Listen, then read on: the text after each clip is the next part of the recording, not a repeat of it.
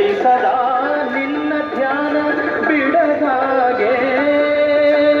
ಕೆಟ್ಟ ಮಾತು ಕಿವಿಯಿಂದ ಕೇಳದಾಗೆ ಮನ ಕಟ್ಟಿ ಸದಾ ನಿನ್ನ ಧ್ಯಾನ ಬಿಡದಾಗೆ ದಿಟ್ಟನಾಗಿ ಕೈಯನೆತ್ತಿ ಕೊಡೋ ಹಾಗೆ ಕೃಷ್ಣ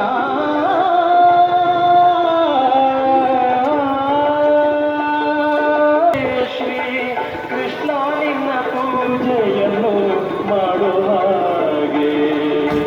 ಕೃಷ್ಣ ನಿನ್ನ ಪೂಜೆಯನ್ನು ಮಾಡೋ ಹಾಗೆ ದೃಷ್ಟಿ ನಿನ್ನ ಪಾದದಲ್ಲಿ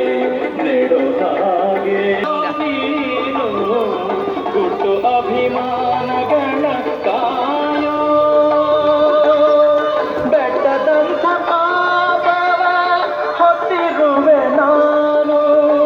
ಕೃಷ್ಣ ಕೃಷ್ಣ ಬೆಟ್ಟದಂಥ ಪಾಪವ ಹೊತ್ತಿರುವೆ ನಾನು ಅದ ಸುಟ್ಟು ಬಿಡು ಪುರಂದರ